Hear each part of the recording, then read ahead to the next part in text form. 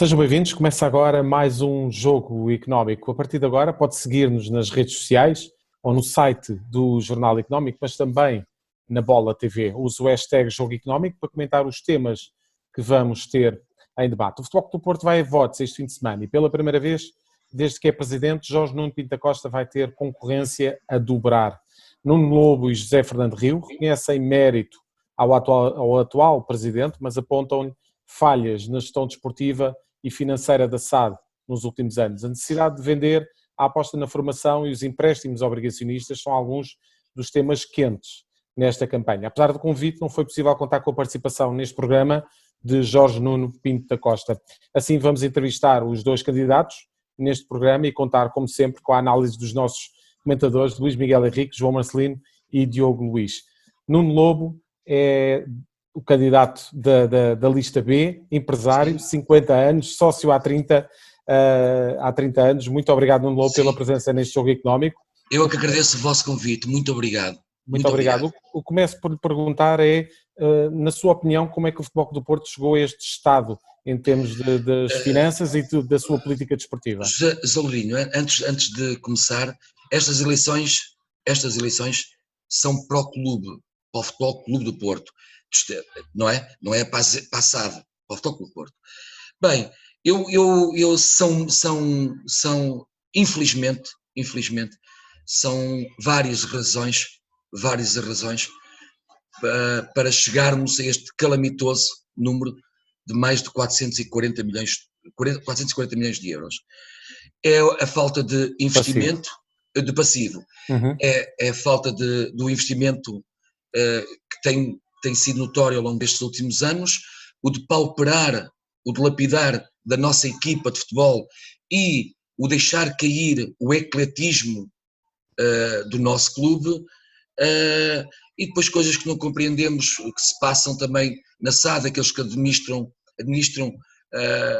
as finanças do nosso clube em resultados tipo, imagine, Jorge Nuno Pinto da Costa, remuneração fixa, está no relatório de contas, 641.140 euros, gratificações, €500.000, Adelino Sá e Melo Caldeira, 361.000, mais 200 euros, de gratificações, 280.000 euros. Nuno Lobo, isto para si é inaceitável esta questão, estas verbas que foram atribuídas, apesar dos prejuízos.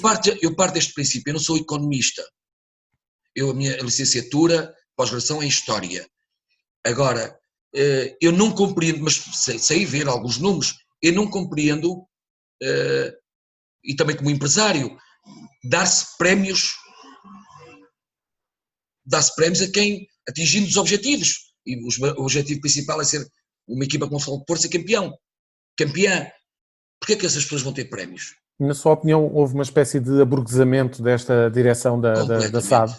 Completamente. Aburguesamento, passividade, laxismo e caciquismo. Tanto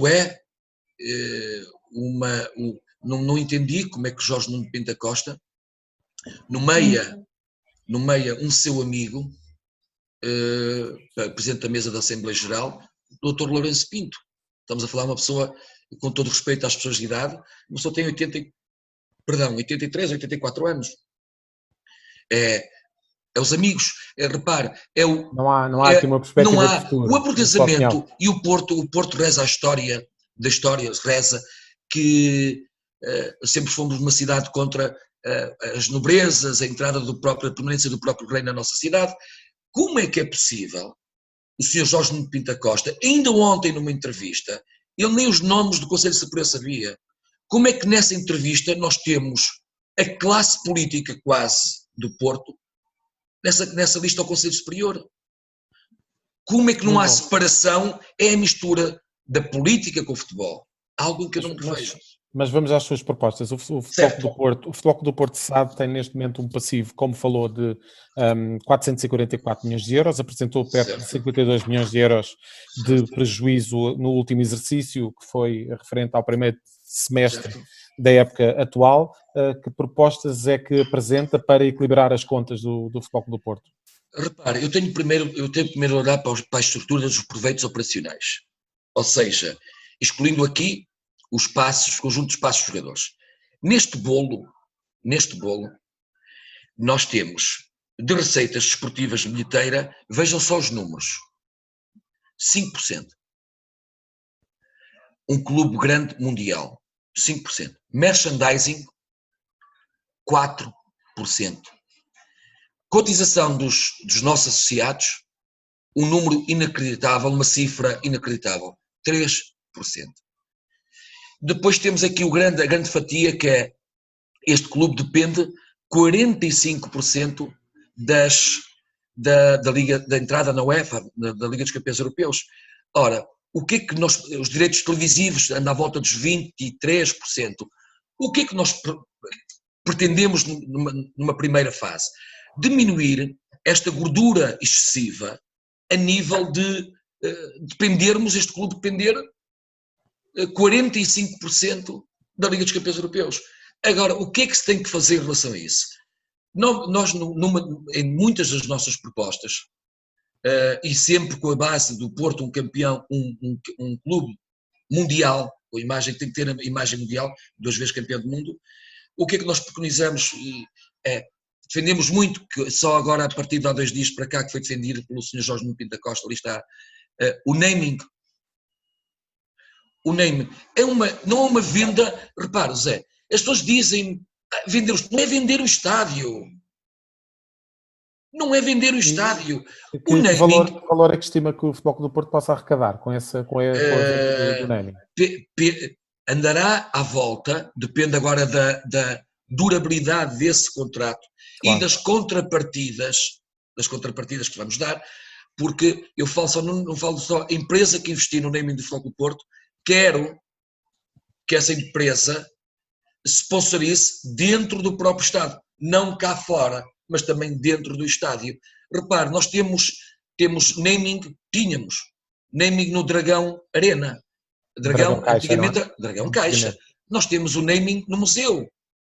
Aquilo não deixa de ser nosso. Os adeptos do Porto têm medo de quê?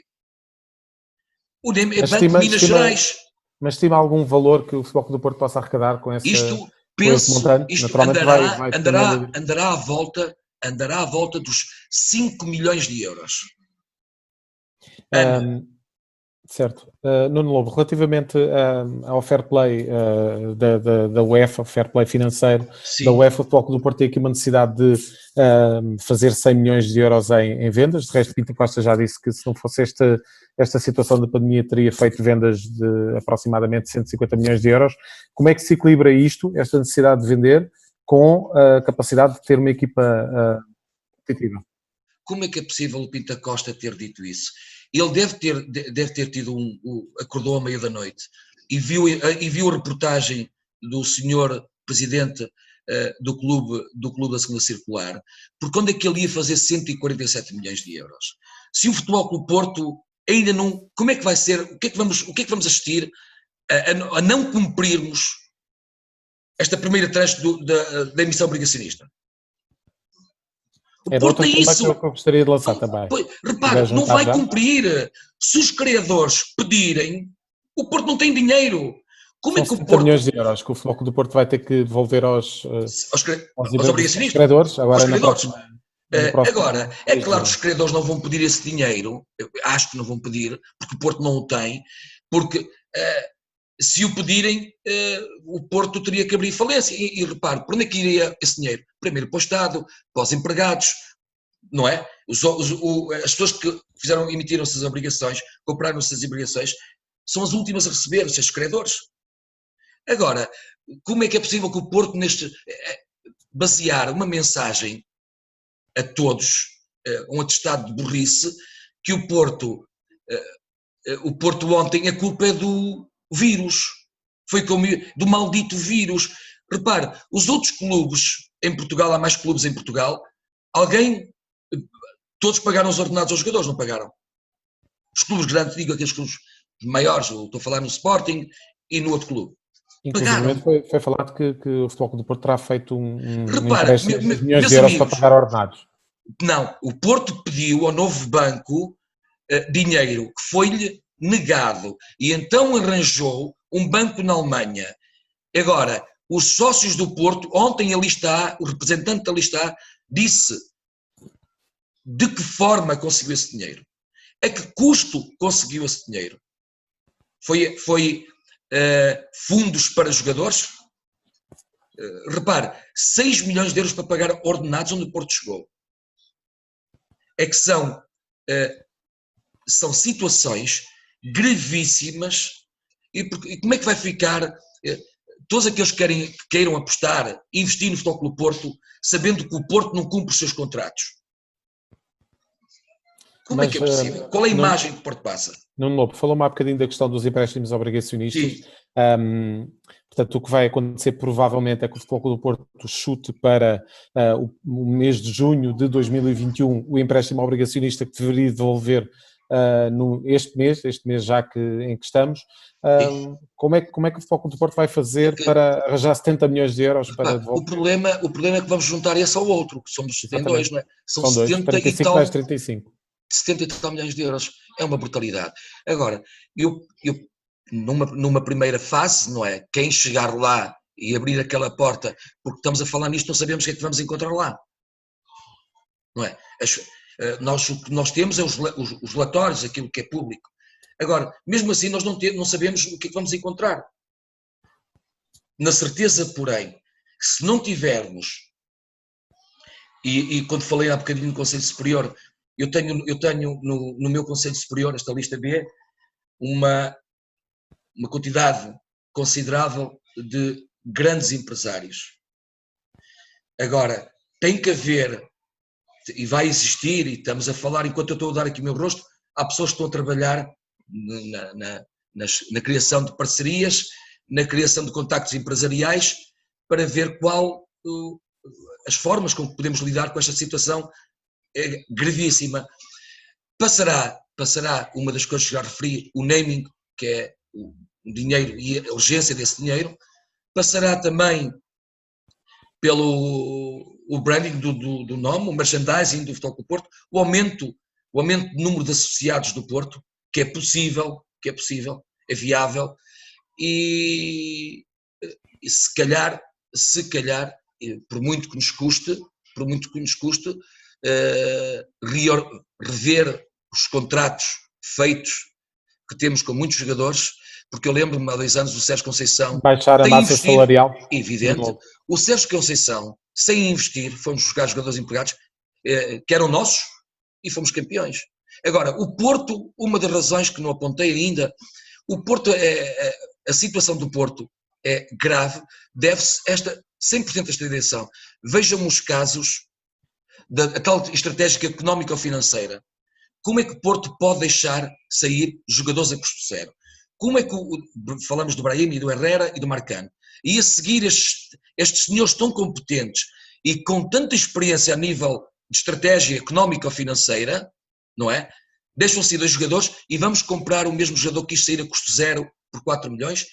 Qual é a visão do Futebol Clube do Porto na formação? É zero. Ontem o Pinto da Costa disse, nem sabia que os jogadores estavam no plantel. Nem sabia os contratos, aquelas promessas. Nós há 1 ano e meio fomos campeões da Youth League. Um feito inovidável no futebol português. E repara uma coisa, a tal formação, sabe onde é que está? Galeno, 3 milhões de euros foi vendido ao Braga. Grande venda do Futebol Clube do Porto. Da nossa formação. Gonçalo Paciência, da nossa formação, vendido ao Eintracht Frankfurt por 3 milhões de euros. Rubem Neves, a desculpa esfarrapada que desta vez não foi do vírus, vendemos um jogador que é uma figura prominente na Premier League, o Rubem Neves, e vai por 18 milhões de euros. Nuno Lobo, estamos mesmo já no final da nossa entrevista, não tem problema. São tantas estratégias mal delineadas, compreendo. Só mesmo para terminar. Diga, desculpe. Não, era mesmo para fechar esta entrevista, uma vez que já estamos no tempo limite. Desculpa. De qualquer forma, não tem problema, eu gostaria muito de lhe agradecer então a presença neste jogo económico. Eu que agradeço. Então de apresentar as linhas mestras desta lista. Basta ler, se quiserem eu faculto para o Jornal Económico, mando para vocês as nossas 250 propostas. Muito bem, muito obrigado então. Eu que Já a agradeço, seguir, muito obrigado, uma boa tarde para si. muito obrigado. Já a seguir, a Obrigado. entrevista a José Fernando Rio.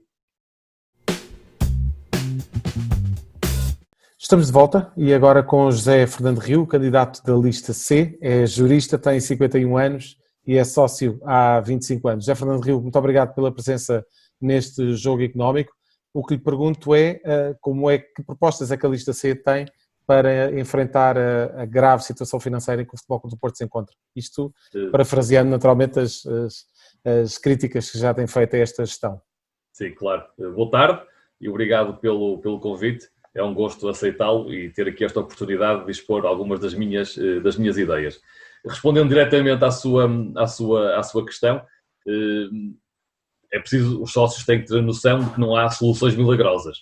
E, portanto, para reequilibrarmos as contas, vamos ter que o fazer passo a passo, nunca tentando ir mais longe do que aquilo que conseguimos, e vamos tentar equilibrar o balanço entre boas contas e resultados desportivos, porque nós temos a noção de que os adeptos do Porto não nos perdoariam se nós olhássemos apenas para as contas do Foco do Porto e, entretanto, na parte desportiva fôssemos perdendo competitividade. Portanto, aqui o que é importante, eu acho que a primeira regra que nós nos propomos pôr é boa gestão. A gestão tem que ser competente, tem que ser rigorosa e tem que ser transparente. Eu acho que estes critérios não se têm verificado nos últimos anos da direção e da administração do Foco do Porto. Acho que tem havido algum desleixo, alguma incúria, e acho que os interesses superiores do Foco do Porto não têm sido defendidos de forma adequada. Ora bem, como é que nós podemos atacar este problema de frente? Nós, num primeiro momento, vamos ter que refinanciar a nossa dívida corrente, portanto, aquela que se vence até ao final deste ano, e que são cerca de, tirando o empréstimo obrigacionista que já está adiado para o ano, são cerca de 50 milhões de euros. Portanto, vamos tentar aqui que nos deem um bocadinho mais de tempo para nós podermos respirar e ir implementando algumas das nossas medidas. Depois, num segundo ano, vamos tentar, com os nossos parceiros financeiros, o refinanciamento da dívida não corrente, portanto, da dívida que se vence a mais de um ano. Nós queremos pagar, e vamos pagar, obviamente, mas precisamos da ajuda e da compreensão dos nossos parceiros financeiros. Acho que se olharem para o Porto como um clube com futuro, em que a nova gestão está empenhada em governar a casa, digamos assim, da melhor maneira, acho que não é difícil convencer esses parceiros a alinharem nesta tentativa de devolver o Porto a contas saudáveis. Claro que nós podemos ter logo de início, e vamos tomar medidas imediatas, porque isto é um processo a médio prazo, claro, mas se não for iniciado desde já, vamos ter muitas dificuldades em gerir estas contas. E, portanto, vamos ter que cortar em alguns gastos que nós consideramos que podem ser cortados. Eu já apresentei a minha proposta de vencimentos. Pode dar algum exemplo? Sim, eu já apresentei. Pode dar algum exemplo para esses cortes? Sim, nós já apresentamos um projeto que envolve a remuneração fixa da SAD, em que propomos um corte de 50% nessa remuneração fixa, e ainda assim acho que conseguimos pagar um salário justo e suficientemente atrativo para que os bons gestores venham trabalhar connosco, motivados e capazes de darem o seu melhor pelo clube e pela SAD. E depois propomos uma remuneração variável, que hoje em dia não existe. Hoje em dia o que temos são gratificações, que uma comissão de vencimentos decide com critérios pouco claros, e essa remuneração variável vai depender da vertente desportiva, portanto tem que haver resultados desportivos, e tem uma vertente financeira, em que serão precisos cumprir determinados critérios económico-financeiros para que essa remuneração variável seja atribuída. Só quando o conjunto da vertente desportiva e financeira se verifica na sua plenitude, é que haverá essa remuneração variável, a sua atribuição.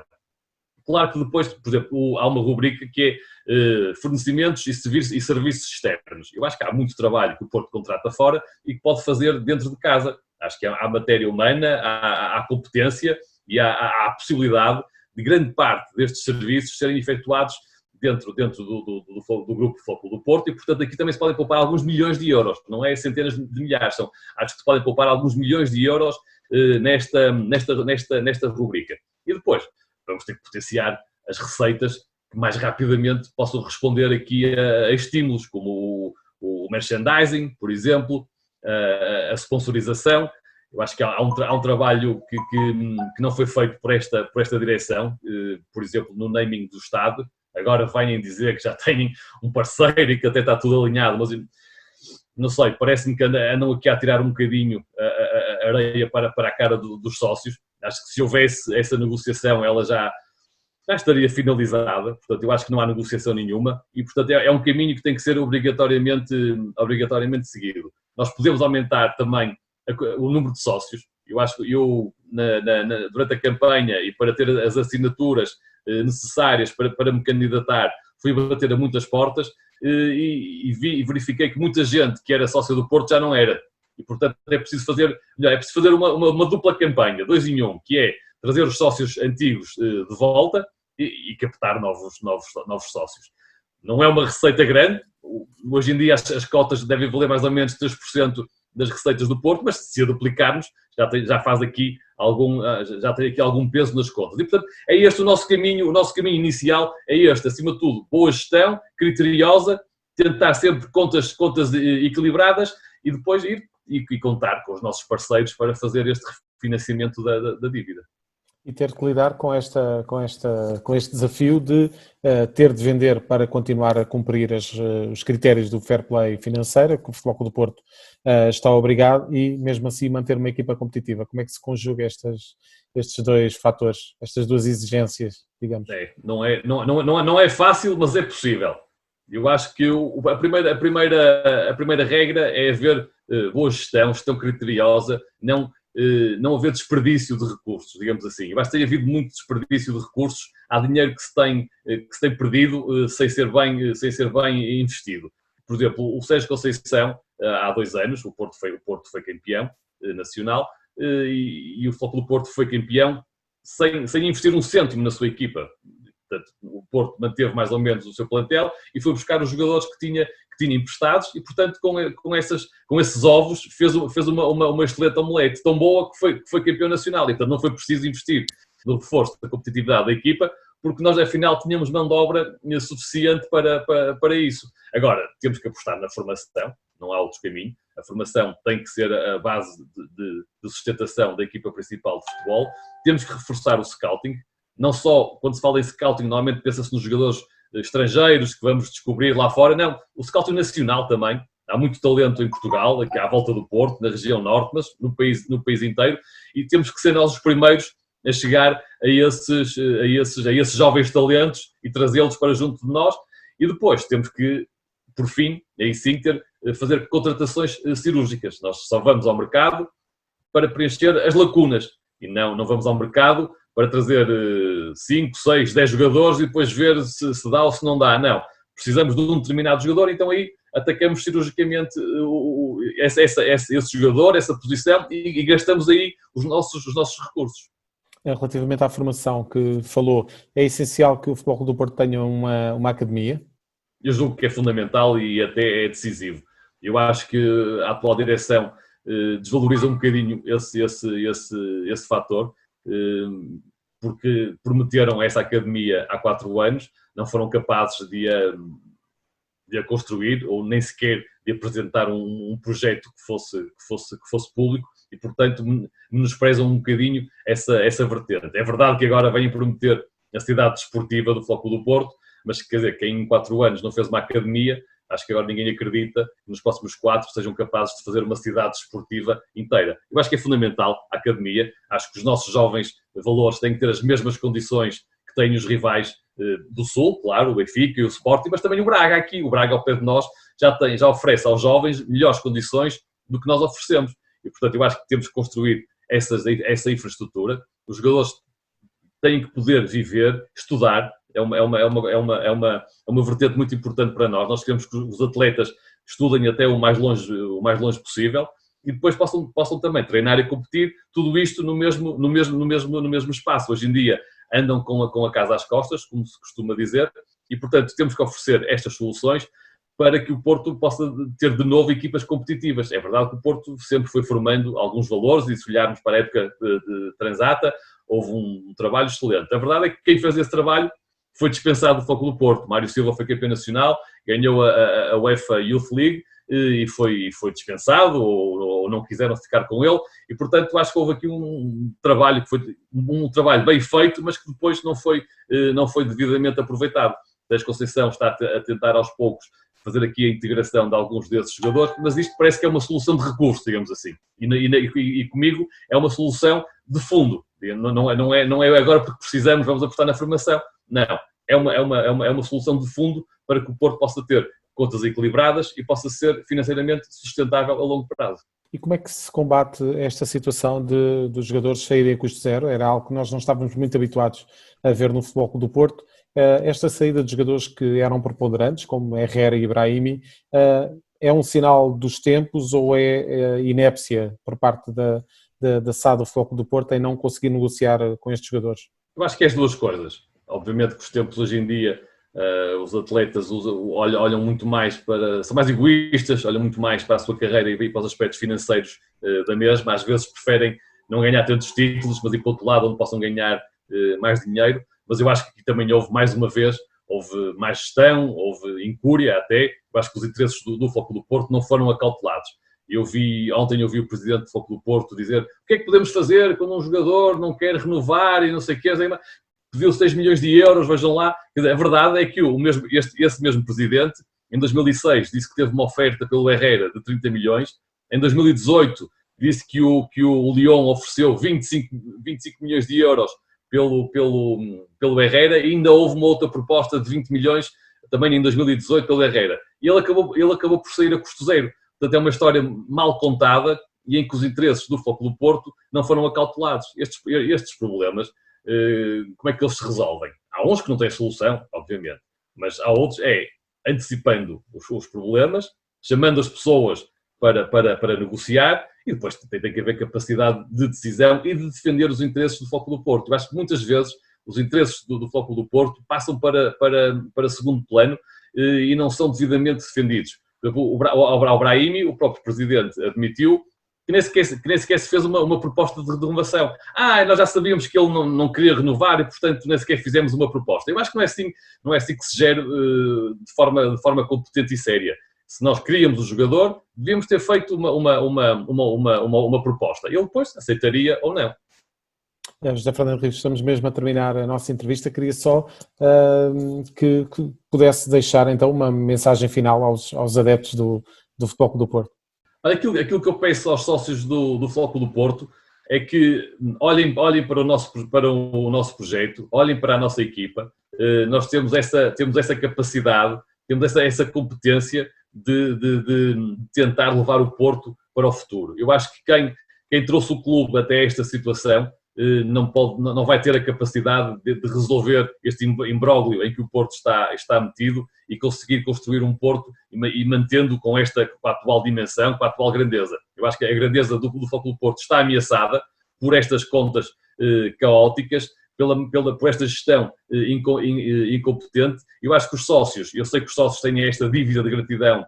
Jorge Nuno Pinto da Costa, de facto, foi um grande presidente, mas a verdade é que a gratidão e o passado não pagam dívidas. E o Porto está num momento em que tem que tomar decisões que vão ser decisivas para o seu futuro. Queremos ter um Porto igual ou melhor do que temos? Então votem na lista C. Se quiserem mais do mesmo e um Porto cada vez mais definhado e sempre com problemas para resolver, então mantenham a atual direção.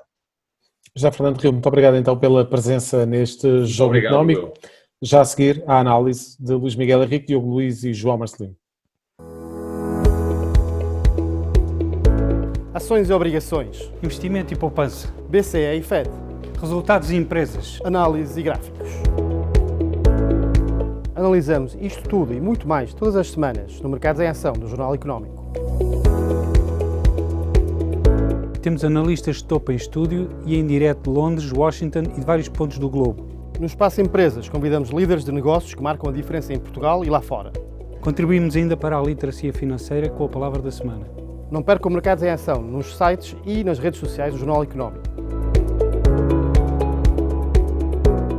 Estamos de volta neste jogo económico para analisar então as propostas que têm sido feitas para assumir a presidência do Futebol Clube do Porto. Estou então com os nossos comentadores, Luís Miguel Henrique, Diogo Luís e João Marcelino. Começo já por perguntar ao Luís Miguel Henrique o que é que um adepto do Porto, do Futebol Clube do Porto, precisa de ouvir nesta altura para o convencer a mudar de presidente.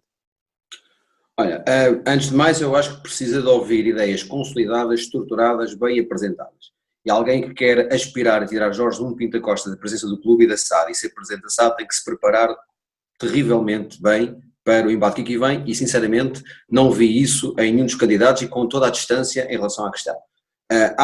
Eu tinha acompanhado com curiosidade as declarações de ambos e aquilo que tinha-me chegado através dos jornais e da imprensa, nomeadamente do candidato do Nuno Lobo, tinha mais conteúdo que pela forma fiquei relativamente decepcionado. Contudo, gostaria de fazer 3 coisas daquilo enquanto curioso, volto a dizer, do futebol e pessoa que acompanha. Quem quiser ir abraçar o desafio que é o Porto, tem que ter capacidade de investimento em infraestruturas, tem que ter uma boa equipa de gestão e que promova a transparência, coisa que neste momento as pessoas em surdina falam, e tem que ter uma melhor política de comunicação. E quando falo de comunicação não é só o press release ou o comunicado de imprensa, é comunicação institucional e comercial do clube. Porque sem isso nada do resto que eu aqui ouvi no programa funciona. Se não comunicarem melhor e se não o fizeram no tempo em que ganharam tudo que tinham a ganhar, campeonatos nacionais, taças de Portugal, Champions, etc.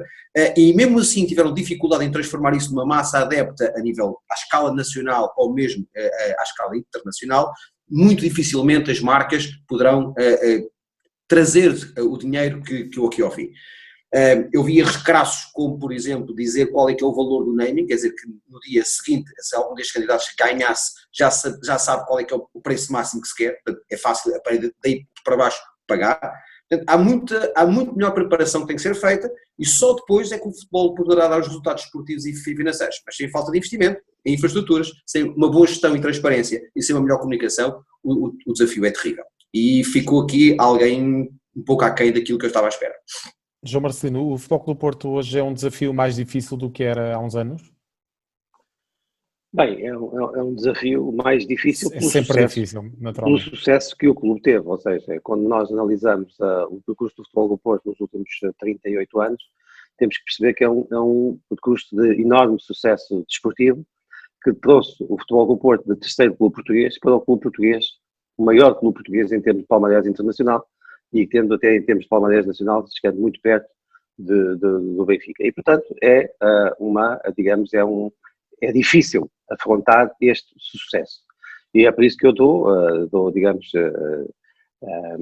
as boas-vindas, enquanto a pessoa que acompanha o futebol português, a estes 2 homens que têm, digamos, mostrado disponibilidade para participar neste ato eleitoral, que obviamente tem aqui um eixo central, que são as contas e a gestão do clube. Aliás, os erros nessa matéria são aceitos e reconhecidos pelo próprio Pinto da Costa, porque ele ainda recentemente dizia, ou ouviu dizer, que o Porto não tinha que mudar, mas tinha que retificar aquilo que tem acontecido. E é evidente que a situação financeira do Futebol do Porto não é boa, muito longe disso, está sob a alçada do fair play financeiro da UEFA, ou seja, está sob uma intervenção externa ao clube, e depois tem aqui aspectos tão contestáveis como este, daquilo que são as gratificações aos elementos que incorporam a gestão da SAD e que obviamente não se percebem do ponto de vista da racionalidade financeira.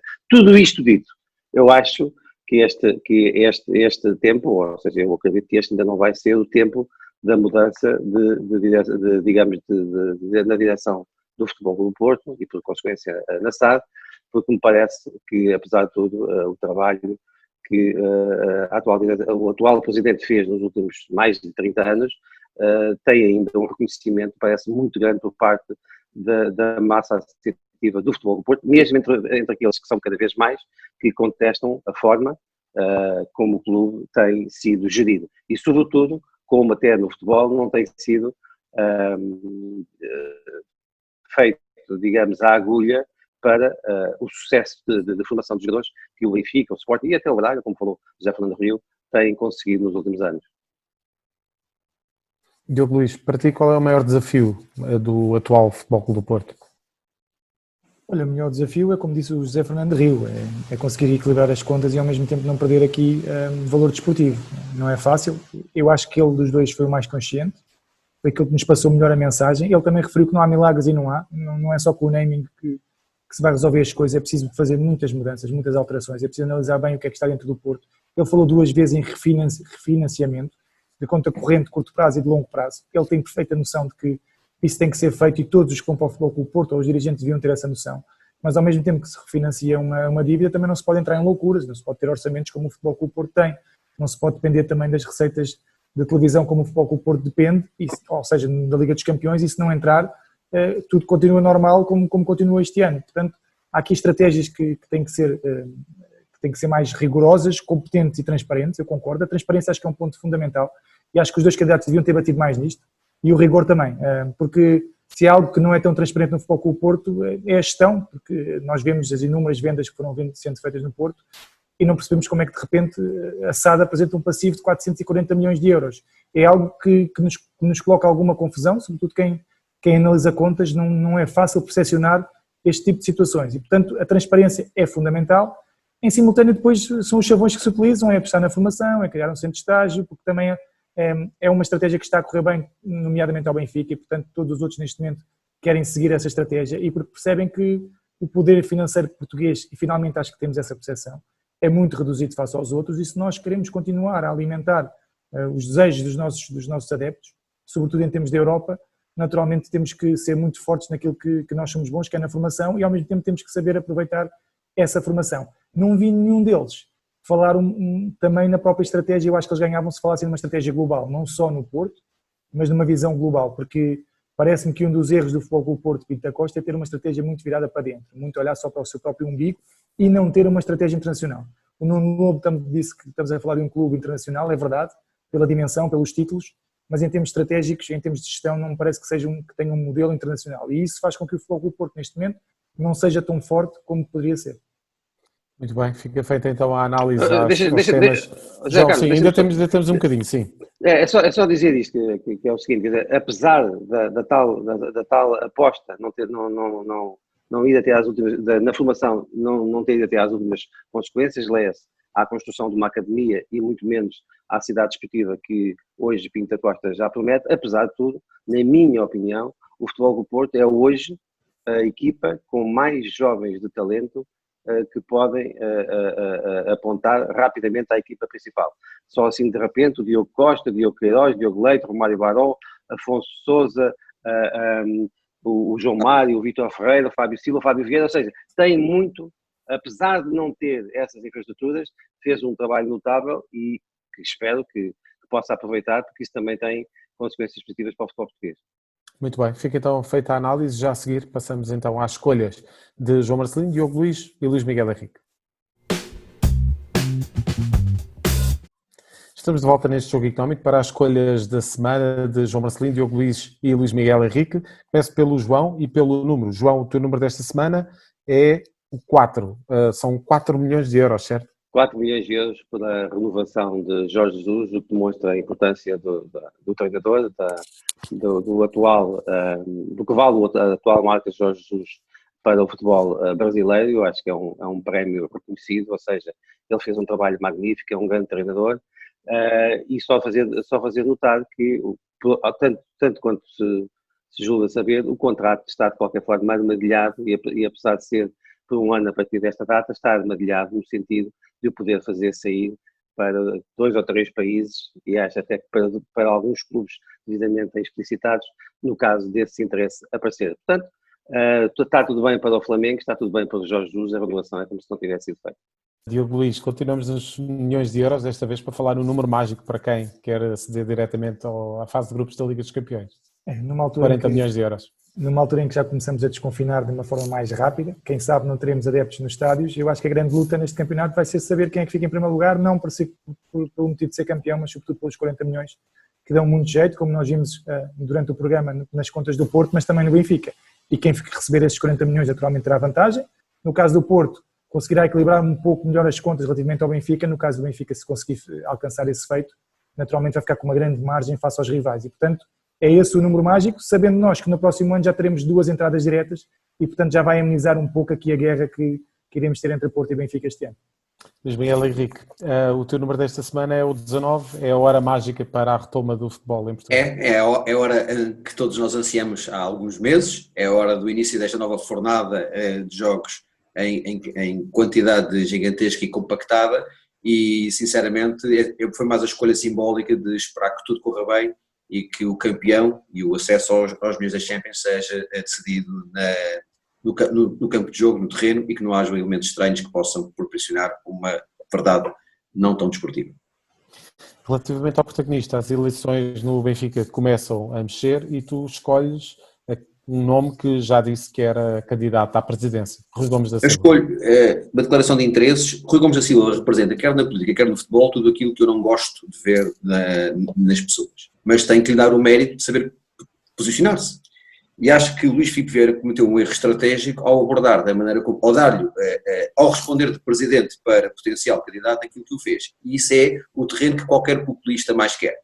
E se porventura Luís Filipe Vieira, porque realmente depois na carta que faz e na mensagem que faz, e custa-me dizer isto, mas Rui Gomes da Silva tem um conjunto de mensagens que começa a fazer chegar, como qualquer base científica de populismo, a uma determinada massa de adeptos que começa a rever-se em algumas questões.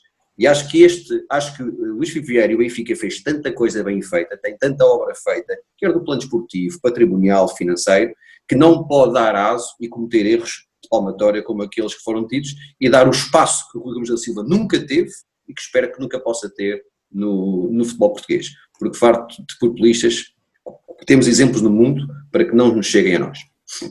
No mundo e não só. Diogo Luís, o teu protagonista desta semana, Carlos Pereira.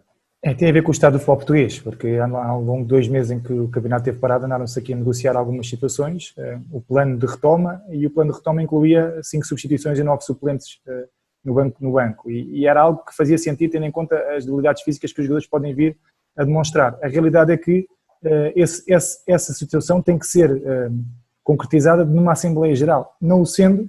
O Marítimo ruiu a corda e bem, em minha opinião, que é para evitar aqui um novo problema no futebol português, porque imaginemos que chegam todos a acordo de cassino no limite, depois quando um ou outro clube descesse de divisão, podia colocar em causa a Liga Portuguesa, podia colocar, seria um 31 novamente e uma situação à portuguesa.